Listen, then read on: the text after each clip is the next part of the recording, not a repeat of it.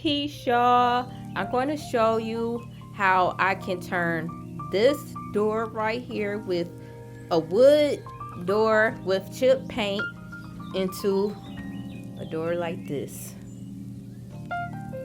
white and smooth. All right, I have this scraper right here, and this is the first step. You want to take the scraper and begin chipping off all of the loose paint, old paint, as much as you can. So if it ain't coming off, I ain't gonna be bothered with it. So we got 3 steps. We got scrape, mud, sand, then paint. So this is the scraping part. I want to show a technique using this for areas to scrape. So of course there's things like this where you just scrape up, or even to scrape down. But for the sides, what I like to do, especially if there's chip paint along here, I like to go along the side like this and just scrape up.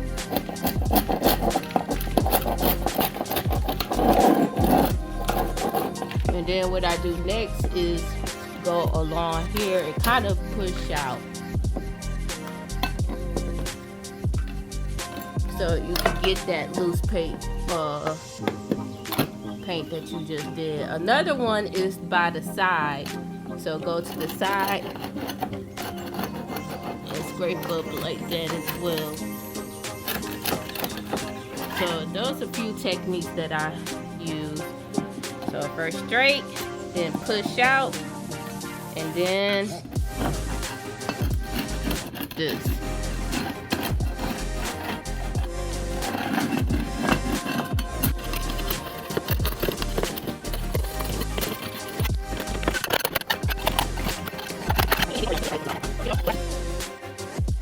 Sometimes when I pick up the mud and it looks like that uneven, I just mash it down, and I just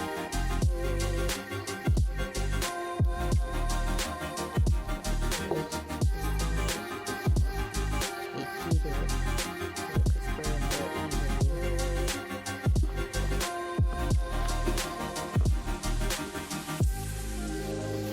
Alright, I have already started mudding right here for this corner to test it out. So when you put the paint on, the reason why we are mudding is so it can be smooth. So when I rub my hand across here, there is a lump, and that's going to show in the paint. Therefore, it's not smooth. With the mudding, after I sand it down, I barely feel a lump. So therefore, the paint going to look smooth. So I'm going to show you how I mud. I had grabbed some joint compound on another same metal wall scraper, but this is a second one, so I do recommend using a second scraper. So I'm going to go alongside the edge, and I'm just going to scrape.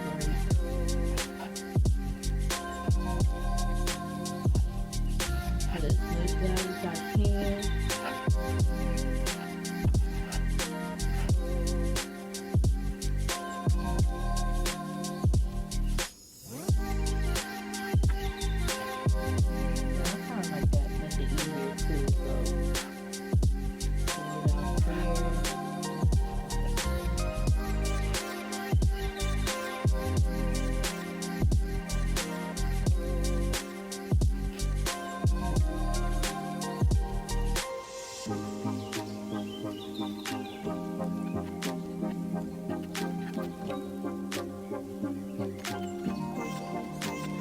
One thing here about mudding, a technique I would like to say use is to get the mud as you lay it down, press, then pull away. So press and pull, because you want that mud to be smooth and you don't want it to be a lump within itself, cause a lump within itself.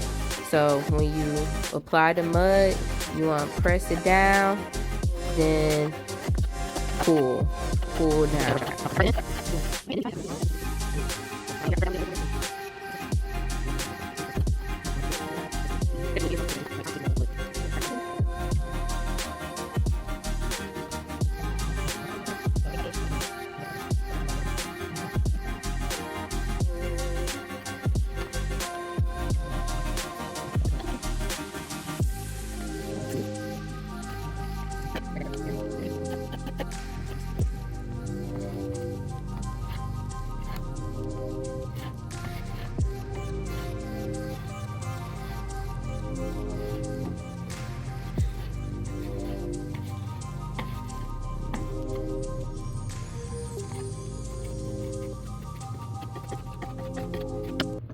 I've made it to the other side now.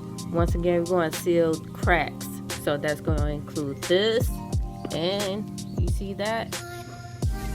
Cracks. Do the press method.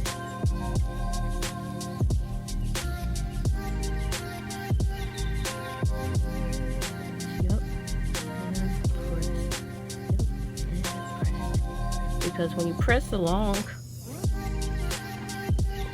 the edges, it's going to fill up some of that mud. So once again, press and seal. No more crack.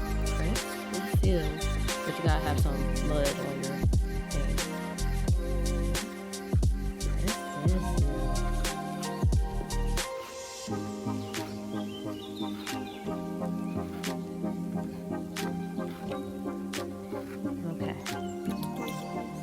Going on down with it. Alright, I have pressed and sealed the cracks closed, and then I got down here and this is okay. This could be covered by the paint for sure, so I'm not too concerned about those cracks. Maybe right there I'll seal it. So let's see.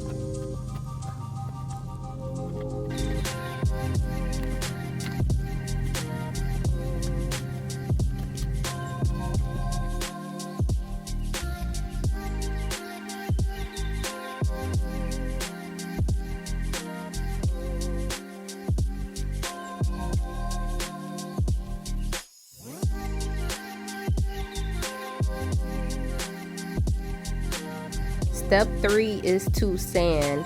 So while mudding, you will see like a few lines when the mud has dried. You're basically sanding that down, and then every once in a while taking your hand to feel how smooth it is and if you need to sand a bit more.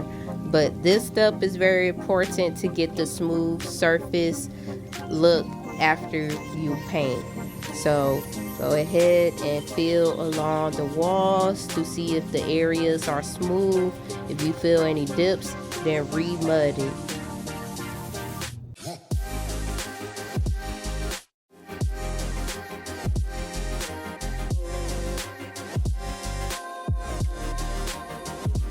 This is the final step, which is to paint. I skipped this part, but just paint. After this step, you can see a lot more visibly the dips and cracks that you may need to fill. So if you see anything that you need to redo, just go mud it, sand it, and repaint.